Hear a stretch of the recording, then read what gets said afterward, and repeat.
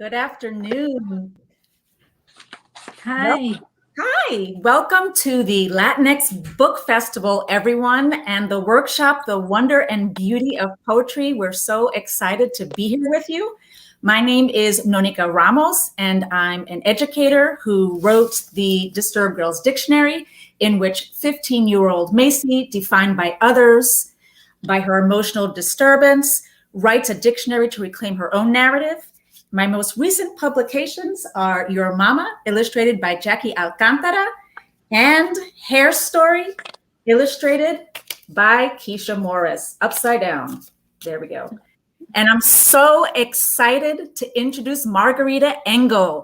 Margarita is the Cuban-American author of many verse novels, memoirs, and picture books, including The Surrender Tree, Enchanted Air, Drum Dream Girl, and Dancing Hands.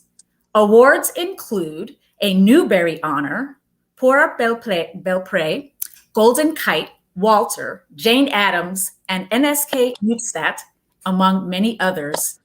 Margarita served as the 2017 to 2019 Young People's Poet Laureate. Her most recent books include Your Heart, My Sky, A Song of Frutas, and Light for All. And Rima's Rebellion is forthcoming, right, Margarita? Yes, in February. In February. So I'm so excited to start and get us thinking about why we write. I know that one of the reasons that I write is to deal with sadness or despair, because when I write, I feel like I regain control and I reclaim hope. And I know that the story of the marginalized is no longer told by the oppressor, but it's told by us and written by us. So I want to take a minute for everyone in the audience to think about why they write. And I'm going to ask Margarita, why do you write? Well, you've already named it. Hope is the key. And when people ask me why I write in verse instead of more traditional formats, why my long books like Your Heart, My Sky are entirely in poetry, I've really thought about the answer, and the answer is that poetry makes me happy. Poetry is musical language. It's beautiful, and it gives me a way to be happy despite the difficulties of the subject. Without hope, there's no joy. And with hope, which I do find in writing poetry, there is joy, even in the most challenging circumstances.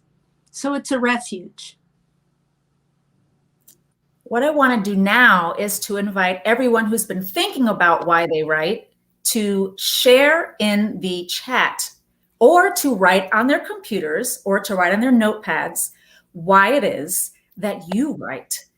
And what I want to do is I want to visit our first writing prompt, and I will wait for that to come on the screen and for us all to think about our feelings. So sometimes when we write, it can be difficult. Sometimes when we write, it can be something that helps us release. So how do you feel when you are writing? Can you think of a time when it made you feel repressed? And I say this because as a child, sometimes writing assignments were difficult or hard. Sometimes they were challenging. So if you have felt at times that writing was difficult, that's okay, and that's normal too. Sometimes it's difficult to get our thoughts on paper. So if you look now at the screen, I want you to think about whichever question speaks to you. When you're going through today's workshop, I also want you to think, this is a very fast workshop, and sometimes writing takes time. So I want you to think about all the writing prompts as being in a house, and each question is a different room. And you can set those questions aside and visit them later in your writing, tomorrow or next week, or you can visit some of those questions now. But the questions are for you always to think about, and it's about why we write, because I know Margarita and I think about that all the time. I also love right here seeing the question, how can writing free you? And the last question I want you to think about, and you can think about the entire time that we're here today, what are some big questions that you want to explore in your writing? What are you curious about? What are some things that you think that would be fun to think about when you're writing a story or a poem? And jot those down. And always remember, in this workshop or any workshop you go to, if you are finding some question that makes you feel ignited and fired up, save that question for later and go back to it. So what I'm going to do now while you're writing down your questions or thoughts, and feel free in this workshop to do that the whole entire time as you're listening, or to stop and just listen. You have the choice to do either. I'm going to invite Margarita to read something that may inspire your writing. Margarita, can you tell us a little bit about your book, Your Heart, My Sky? And then we'll ask you to read a selection. Yes, Your Heart, My Sky is a young adult verse novel. So it's a long story made entirely of separate poems in the voices of a teenage girl and boy who do have a love story. But it's also a historical novel about the 1990s in Cuba, which was a terrible time of hunger. Cuba had depended on the Soviet Union. I don't know if you've studied that history, but when the Soviet Union fell apart, Cuba lost its source of trade and money and food. And they had not grown the kinds of things that people could eat. The country depended entirely on an economy of growing sugarcane. So the government controlled all the food in the 1990s, and the people were actually starving. And I had visited Cuba during summers and spent summers with my abuelita, mis abuelita, primos, tíos, when I was a child, but I had not been able to go back due to travel restrictions until 1991. So I came in right at the start of this decade of hunger called El Periodo Especial en Tiempos de Paz. The government called it that because people were expected to make warlike sacrifices during times of peace. And the sacrifice was to not complain about being hungry. That was what was expected of people. Food has been rationed in Cuba since the 1960s. And that means that you can only have a certain amount. You're only entitled to buy a certain amount, and then only if it's available. So it's very different than here, where you can just go to the store and buy anything you want, anytime you want, if you have the money. So, but hunger can occur in any kind of government. Hunger can occur in any time period. The pandemic has certainly helped those people in rich countries like the United States to understand that things aren't equal, and that even within a rich country, some people are hungry while others, some people kept their jobs and some people lost their jobs, and it's tragic. There's nothing more tragic than hunger. But I wanted to write a love story set in this time, because no matter how tragic life becomes, people still do fall in love, and families love each other too. So for the younger children, it's not just about romantic love, it's about people loving each other. And my characters in this story rediscover agriculture, which is what I actually studied. I am an agronomist and botanist by training. And I think it's very important for us to remember that when times are hard, we can grow our own food, that if you have a little tiny patch of dirt in your backyard, you can still go plant something, and that gives you hope. And again, my reason for writing poetry is hope. So I've told you a little bit about the book. I'm only going to read the very first poem, and then I hope that those of you who are old enough for a long book, if there are young children out there, I'm going to give you an alternative. But this poem is called The Island of Cuba, Summer 1991. Imagine a year when food suddenly vanishes. It's the beginning of a decade known as el periodo especial en tiempos de paz, the special period in times of peace.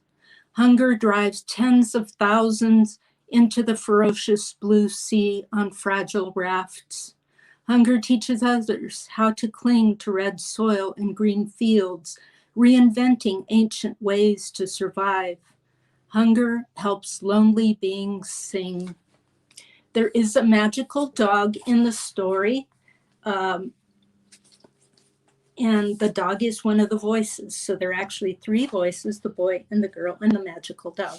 But if you're not old enough for that story and for long books, A Song of Frutas just came out this year too, and it's available in Spanish, Un Pregón de Frutas. Los pregoneros are the singing vendors in Cuba who sing to try to get you to buy the food that they're selling. And this is something that I loved when I was a child. Then it was made illegal for decades. People weren't allowed to sell anything, including food.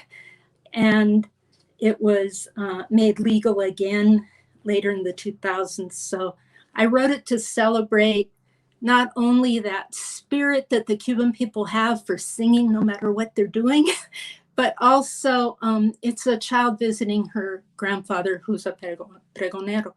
And it celebrates food, it celebrates the names of the fruits that he sings, and family visiting grandparents, which for me was so important. And it's a plea to have free travel back and forth, which is a form of peace. That's part of peace, being able to visit our relatives without governments telling us where we can and can't travel. For me, when I lost the travel rights, when it became illegal to travel back and forth to Cuba, that was a terrible before and after in my life. As a child, I loved spending that time with my family. And as a teenager, it was a terrible loss. I didn't really start writing about that loss until I had gone back in the 1990s. And writing and poetry gave me a way that I could express such complicated feelings. It gave me a refuge because imagine, as a teenager, when I was a teenager, it was easier for a US citizen to walk on the moon than to visit a grandmother in Cuba. And those are the kinds of things that we can put on paper. They're hard to talk about, but we can put them on paper. The paper doesn't say no to anything we want to express. We have freedom of expression when we have a blank paper in front of us. And I want to chime in there and talk about that beauty and power of paper. When I used to teach students in the classroom and they used to journal, I used to say to them, you can leave pages open that you want me to see, but you can also fold papers that are private and just for you. Some writing is meant to be shared aloud, spoken. Some writing is for the community, and some writing can be private and personal. Writing doesn't have the limitation of saying when it has to happen or who it has to happen for. And I also want to say that creative writing is not extra. It is so important and so vital. Writing poetry is not extra to the curriculum and to learning. It is essential to all of the learning. And so I want to ask everyone to think about their stomachs, their bellies, and I want you to write about what your belly has ached for or aches for right now. And that can be anything from you're in school and you don't have, lunch is not now. It could be yearning for the water fountains. I know that they're turned off because of the pandemic. It can be something super personal that you don't want to talk about, but just like Margarita says, it wants to get on the page. So take a few minutes to kind of write about what your belly yearns for, and don't think it has to have any correct answer. Also, think about the fact that it can be words lists. They don't even have to be in the lines. Okay, it can be paragraphs. Maybe it's a poem. Okay, maybe it's a structured poem with a rhyme scheme, or maybe it's just free verse. Maybe it's spaced out on the page. So as I'm talking, remember, go ahead and write, and don't feel like you have to wait for the talking to stop. When you listen to the speakers, if you hear Margarita and she said something that really moved you, write that down. That's a gem that you can use for later. That's kindling that you can use for later to write some more. If you want to drop what you are thinking about in the chat, go ahead and do that. Or if you want to keep it private to your computer or your page, that's fine too. I'd like to just mention that today happens to be International Human Rights Day. And so when we're talking about the freedom to write, my favorite line from any poem is by my favorite poet, Dulce Maria Loinas, a Cuban poet who wrote, "En mi verso soy libre, in my verse I am free." And that would be a way for you to remember that you are free on the page. And I also, in talking with Margarita, she always reminds me of light and of hope. And so I want to also encourage everyone to write about what fulfills you. What fulfills that belly? Because the connection to food is connected to our hearts. Food is connected to our families. Food is connected to community.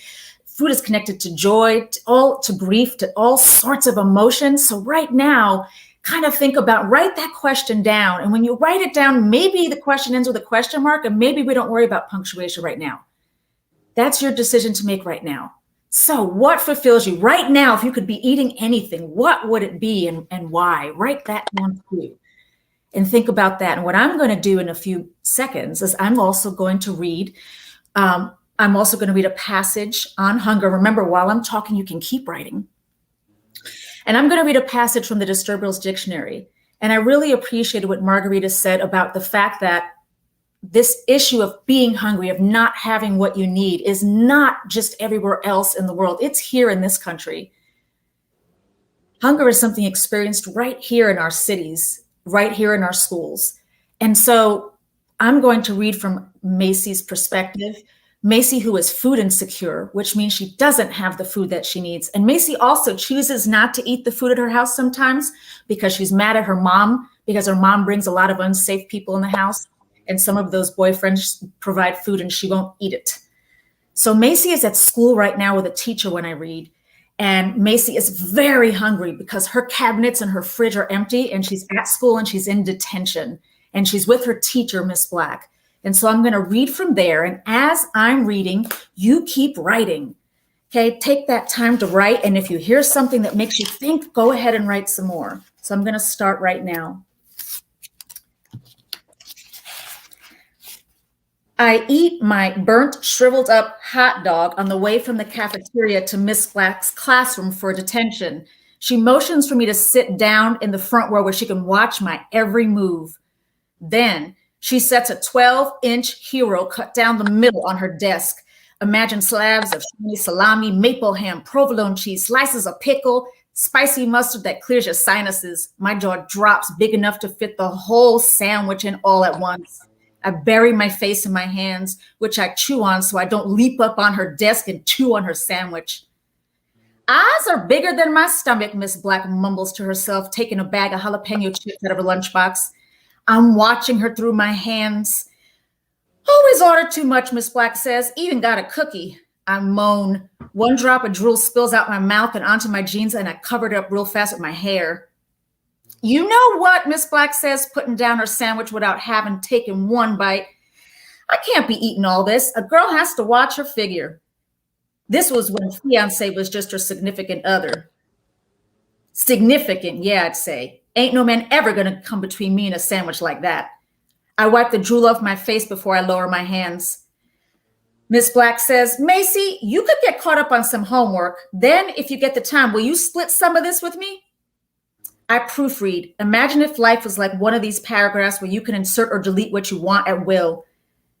Delete daddy being at the wrong place at the wrong time and ending up in prison. Insert a mom for my mom, Yasmin, so she learned how to be a mom and I could have a grandma. Miss Black ain't eating. She's cleaning and organizing closets. She's recycling perfectly good paper, a binder, spirals, and a pile of books into the trash. I'm done. But I don't say anything for a minute. I wish I could just stick the sandwich in my pocket. I don't want to be the monkey rewarded for doing her tricks.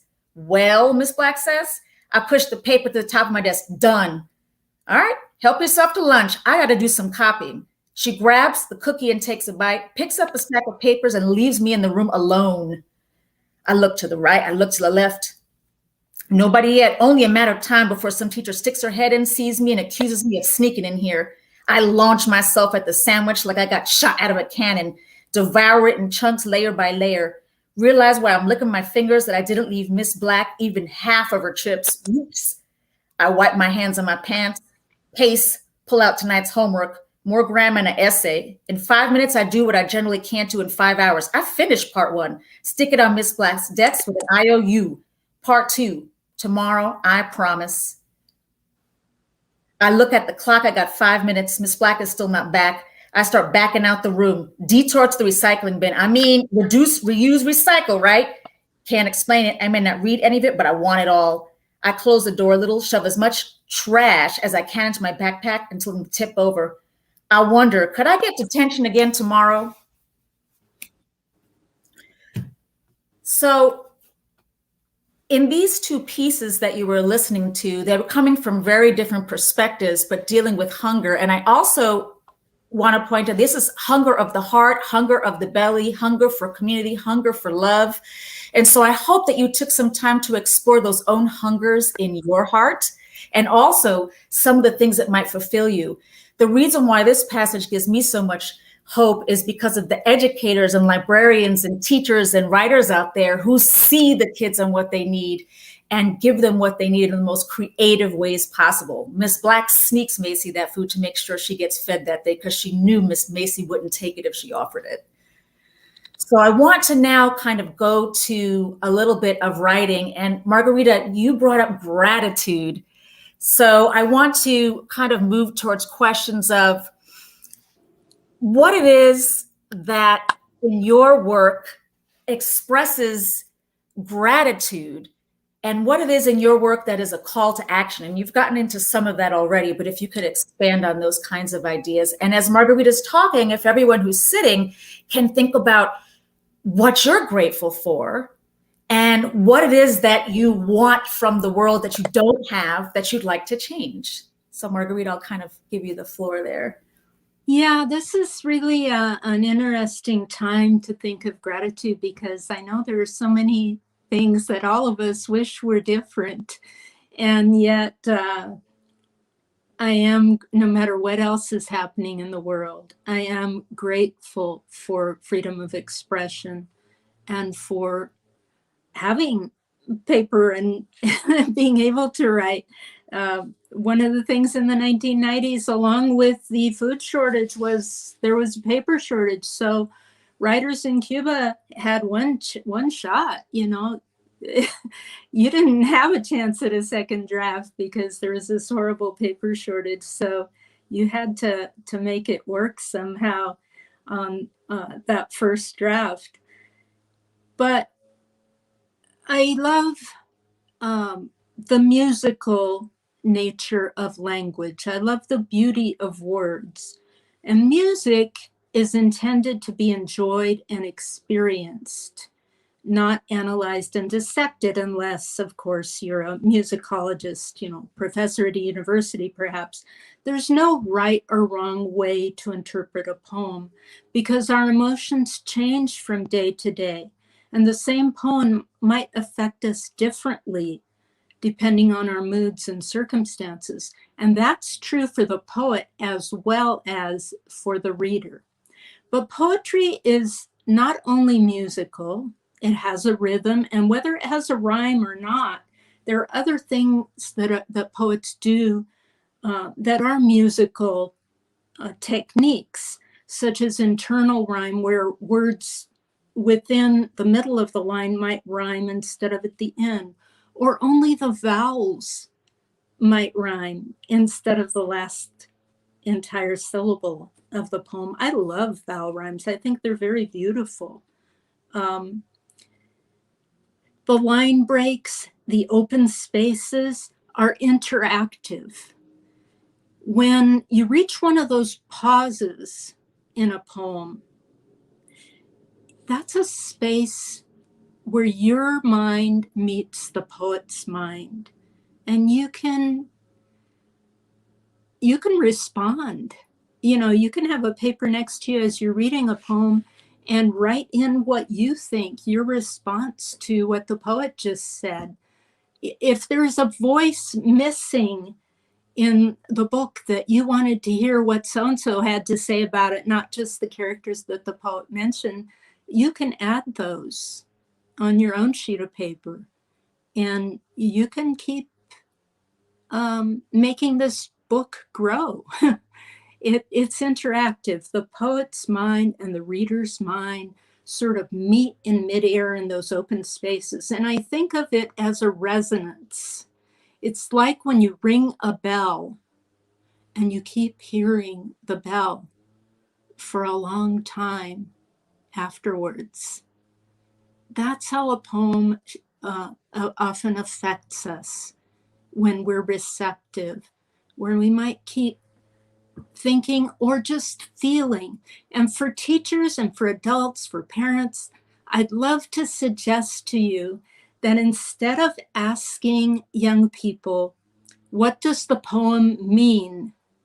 Since we already know, if you believe me, we already know that the meaning can change depending on your mood or the circumstances, and that the meaning can be rich and resonant and have many layers that will mean different things to people at different stages in their life. The same poem might be received differently by a child than by a teenager. So knowing that, please ask the young people, how did the poem make you feel? Instead of asking them, what does it mean? If you say, what does it mean? They're going to think they might flunk. They might give the wrong answer and flunk, but there isn't a wrong answer to how did it make you feel. You can't flunk. If anybody ever flunked you for interpreting a poem wrong, I hereby revoke your F grade. This happened to me recently where a professor told me she had flunked for an assignment for not interpreting a poem correctly. Well, I said, forget that. That's not true. You can't flunk interpretation of a poem. Just enjoy it. It's music. And I want to ask you to share some of your music. If you could choose some selections from Enchanted Air, what I want to do is to have everyone listen and to think about how they feel. So I want to take Margarita's invitation and explore that now. We don't want you to listen to the poem and to think about the structure of the poem right now, although we know it's fascinating how Margarita works with her internal rhyme, the way she uses line breaks. Those are beautiful tools. Or I like to think of them more artistically, those are instruments or those are paints. I want to move away from kind of the technical way of looking at these. This is art, this is music. So how do we feel when you're listening to this? Is there a piece of what Margarita's going to read that you want to write down because it inspires you to write something else, or that you want to respond to her, that you want to write down a question for her on the page? So we want to put into practice some of the wonderful suggestions Margarita made. And I'm going to review, how do you feel? What do you love about what you're hearing? And also, what questions do you think about? Not answers, because I think one of the most important things about when we read other people's work is the questions that we think about that don't have an exact answer. So Margarita, when you're ready. Thank you. Yes, Enchanted Air is my childhood memoir, written in verse. And now this is actually something that I wrote a little differently than most memoirs. Most memoirs would be written in past tense because obviously my childhood was a long time ago. But I wrote it in present tense so that hopefully the reader can time travel with me and feel like they're right there experiencing it. And this is often done in poetry. You might not have noticed it, but poetry will often be in present tense, even if you're writing about something that happened hundreds of years ago. And it does allow the reader to join the poet in that experience, any place in the world, anytime, or on another planet in a fantasy. This poem is called The Dancing Plants of Cuba. It's on page 12, and this book is available also in Spanish as Aire Encantado, translated by Alexis Chomay, a Cuban poet. The Dancing Plants of Cuba. In California, all the trees and shrubs stand still, but on the island, coconut palms and angel's trumpet flowers love to move around dancing. Fronds and petals wave in wild wind, climbing orchids dangle from high branches. The delicate leaflets of sensitive mimosa plants coil and curl, folding up like the pages of a wizard's book. Each time I touch their rooted magic. Maybe I will be a scientist someday, studying the dancing plants of Cuba. This poem is about my inspiration for becoming a botanist and agronomist later in life. I fell in love with tropical nature during my childhood visits to Cuba.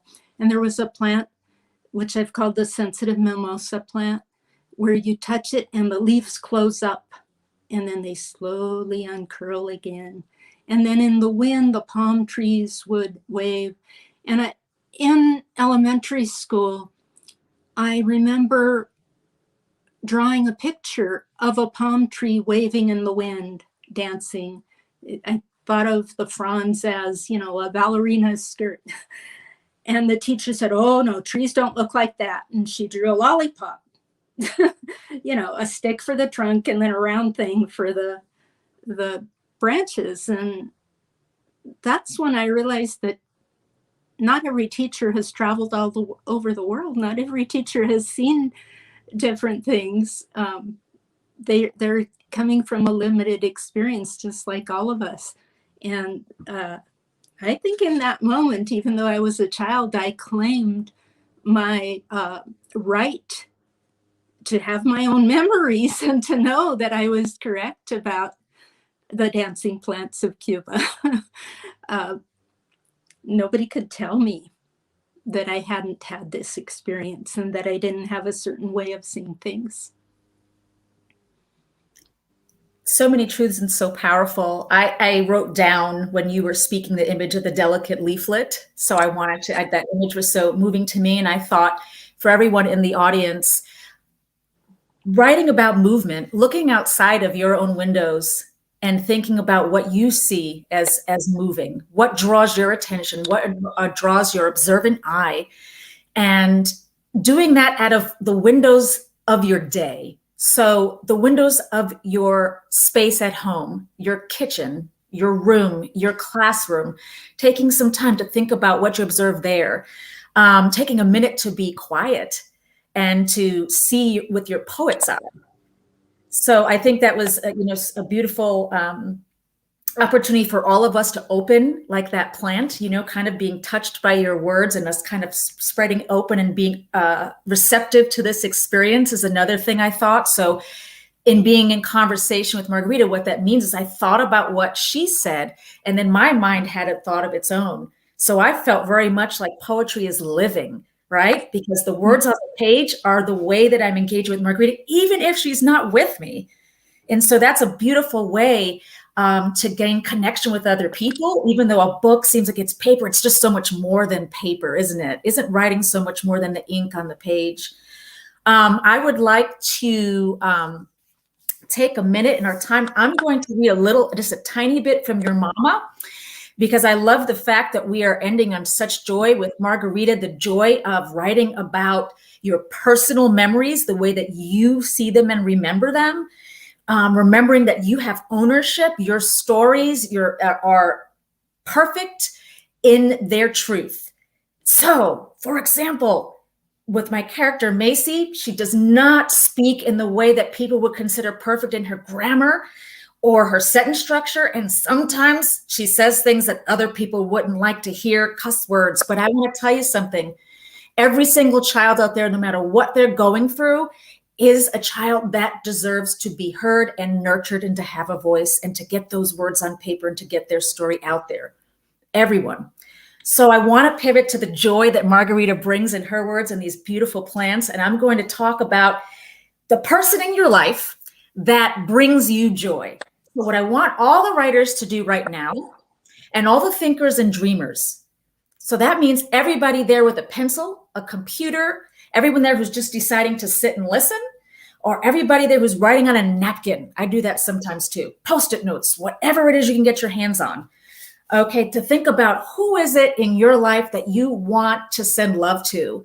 As I read a little bit of your mama, and I want you to write about that person, whether it's your parent, whether that's your babysitter, whether that's a teacher, whether that person is the writer that you saw in a panel. I know that there have been writers who have talked and I thought, wow, that person really, I want to meet them.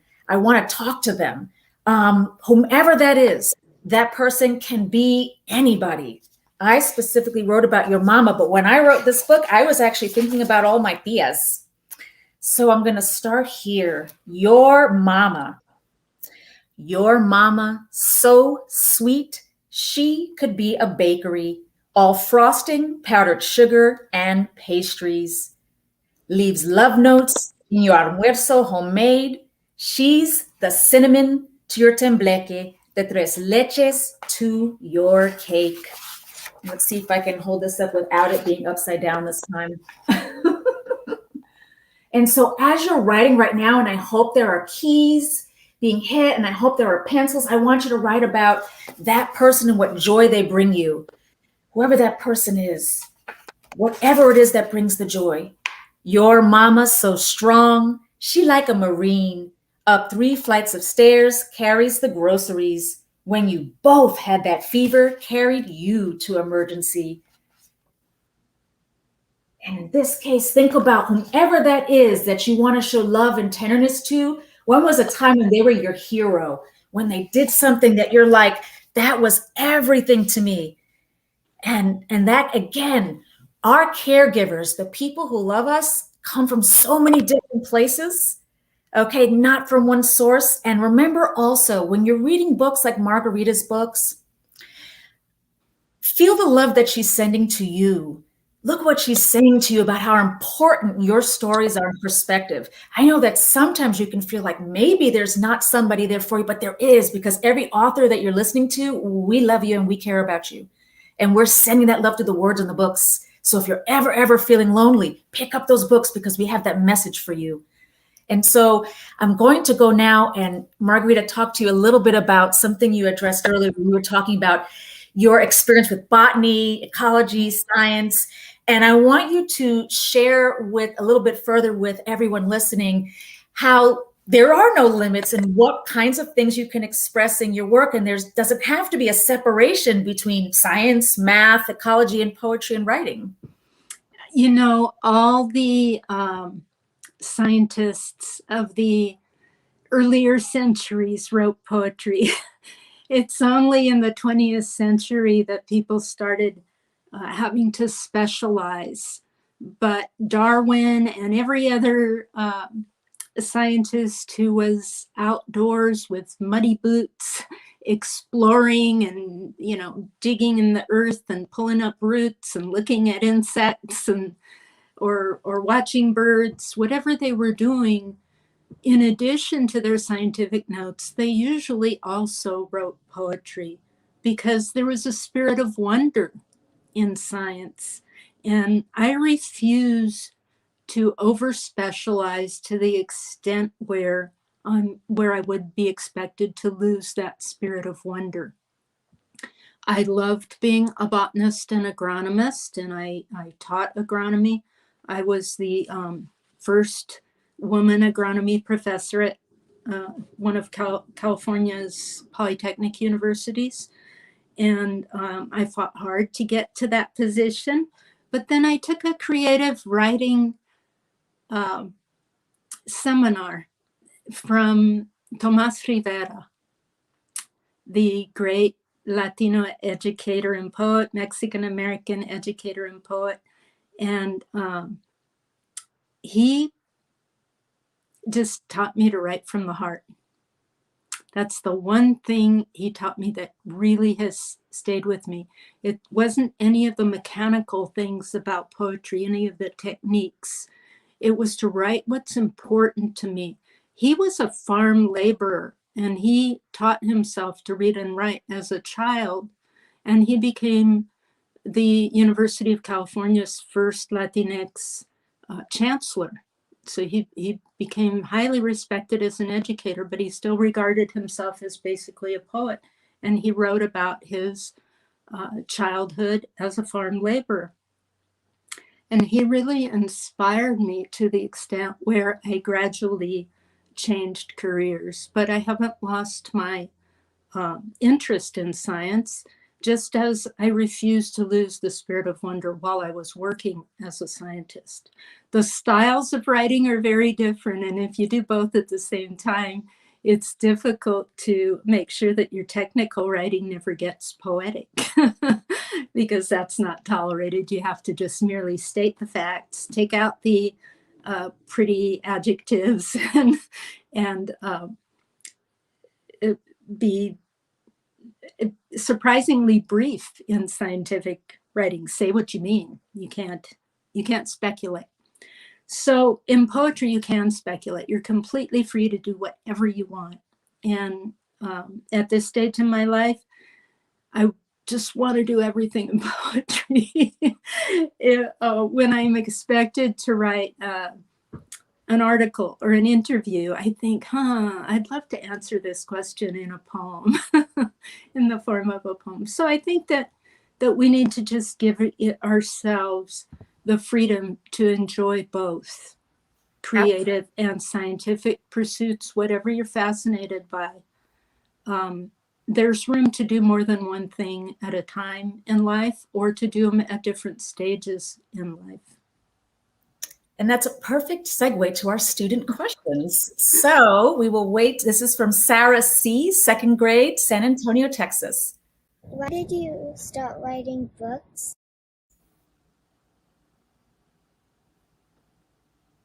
And this is, why did you start writing books, for Margarita? I could not find any books about Cuba when I was a child. So when I was about 15, I turned to my mother one day. She was from Cuba and we were living in the United States. And I said, I can't find any books about Cuba. Someday I'm going to write one. And she's like, oh, well, yeah. I don't know if she believed me, but she always told me I could do anything I want. And so eventually I did. And if you look in the library and in bookstores and you don't find the book that you need, you might want to write it yourself. Perfect. And our next question, this is from Braulio A., sixth grade, from California. Who inspired you to be a writer? Who inspired you to be a writer? Well, in my case, my mother read to me a lot, both in English and in Spanish, and she read a lot of poetry as well as stories. So she took me to the library once a week, and I check out as many books as I can. So in that way, I have to say that she inspired me.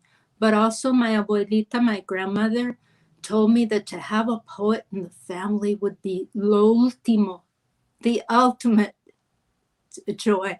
I know not everybody has that kind of support, but family support for creativity was wonderful. Thank you. And our next question from Addie S., seventh grade, from Pennsylvania. My name is Addie, and my question is, what inspires you to write the setting? What inspires you to write the setting? The setting is something that is a feeling. The peace of nature might be the setting, and then it could be tropical or it could be set in California, but being outdoors would be certainly a way to be inspired to observe and enjoy nature and bring it into my stories in any way that I can. Thank you. And I think this is our last question from Naxla, 7th grade, Massachusetts. I was inspired to write poetry. This might sound kind of funny, but I was inspired by walking. When I was very young, 5 or 6, as I would walk, I had to walk a long way to school. And in Los Angeles, in California, it was in the big city, but I lived on a dirt road in Northeast Los Angeles. And I would walk a long way to school, and I would write poetry in my mind to the rhythm of my footsteps. And that's probably when I first began to realize that poetry is music, because it does have that rhythm. And it would grow out of walking, looking around me, looking at nature, plants, animals. Even though I was in the big city, there's always something, you know. It can be something as tiny as a butterfly or as big as a tree. There's always some way to connect with nature. And if everyone could possibly make it as part of something to do this week and to take a walk, if that's just around the schoolyard, if that's in your hallway, if you can get outside though, that would be the best. And to think, I love, Margarita, what you said about what we see when we take that walk, what we hear, it can change every single time, even if you walked up the same sidewalk. So I also want to say to maybe kids who don't have, I can't go on a long walk. It's okay. The same space looks different if you look for different things. We all have inspiration if we look for it. And I know, Margarita, you've been so inspiring here today listening to you. I have gathered so much for me to go forth and write. I wanted to invite you before we close to kind of give a message to everyone that's listening out there. Thank you. Thank you. You've just been wonderful. You've inspired me too. I've so enjoyed listening to your reading. I would just like to invite the students in the audience to enjoy poetry and to enjoy books, to read anything that you want to read. Whether you want to write or not, you can enjoy the beautiful musical language of poetry, and you can enjoy stories. If you choose to write when you're ready to try to write your own poetry or your own stories, remember that we connect with each other through reading each other's stories or through listening to each other's stories read out loud. Our minds meet, we start to learn to understand each other. And that's called empathy, when we can imagine how the other person feels, when we can understand that. And empathy helps us to feel compassion, where we want to help each other, where we become friends. Even when we haven't met the author in person, we can become friends through their stories. And that compassion is what leads to peace. You, as young people, are the only possible peacemakers of the future. You are the only possible environmental superheroes of the future who will rescue wildlife and forests. There's so many things that are waiting for you to do. And hopefully poetry and stories will be a refuge for you, whether you read them or write them along the way. If you do decide that you want to write, the first step is to just read. Writing grows from a love of reading. I'm going to play that back for myself. Thank you all so much for attending the Wonder and Beauty of Words event at the Latinx Kidlit Book Festival. Please stay tuned for a video from our sponsor, Scholastic. I'm Clarabelle Arteaga, and welcome to World of Witchlings.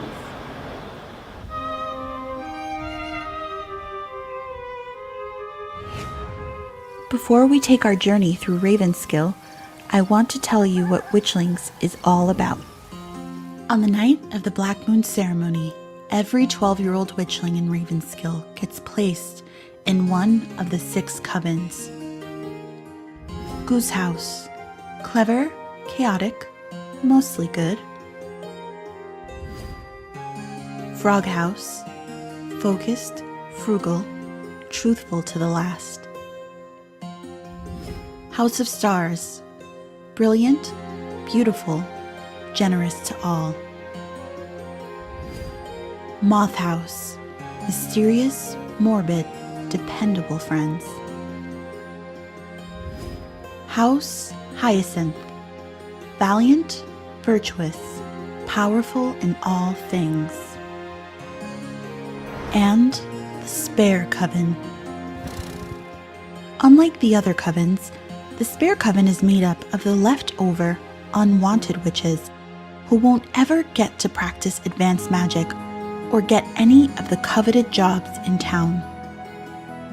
Instead, spares are often stuck working for the wealthy families on the hill, where they are treated unfairly and paid next to nothing. Under no circumstances does 12-year-old Seven Salazar want to become a spare witch. She wants nothing more than to be placed in House Hyacinth, along with her best friend Poppy, and she has worked her hardest to make sure that happens. But her worst fear comes true, and on the night of the ceremony, she is sorted into the Spare Coven.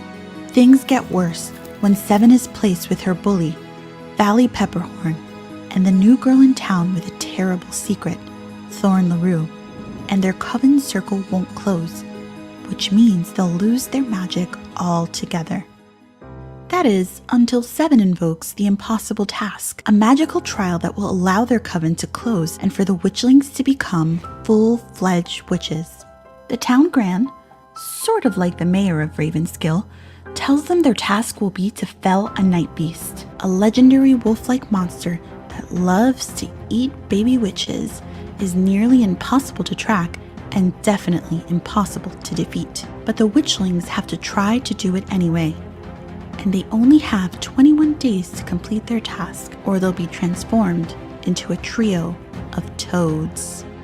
Along the way, Seven, Valley, and Thorn will learn people aren't always what they seem, that the world around you can sometimes be scary and unjust, and that friendship and hope can go a long way to make change.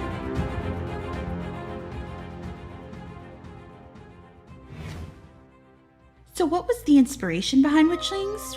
Well, let me tell you. With Witchlings, I wanted to create a magical world where every reader felt welcome. As a non-binary Dominican-American author, representation and inclusion are really important to me, and I wanted to create a world that reflected the one I grew up in. Witchlings explores how complicated friendship breakups, bullying, grief, and income inequality can be to navigate. But most importantly, Witchlings is about adventure and friendship. There are toad races and magic fashion, talking animals, and ghosts having lovely cups of mud bean juice in the morning. Ravenskill, where Witchlings takes place, is just one of the magical 12 towns, a world inspired by the river towns in the Hudson Valley. Ravenskill specifically is inspired by Peekskill, New York, and many of the locations, like the Ravenskill Mud Bean House, Evanora's Tea Room, and Oso Mountain, are inspired by the real-life places I've taken you to in this very video. How cool is that? So I hope you enjoy Witchlings, and remember, any witch can be a friend if you just give them a chance.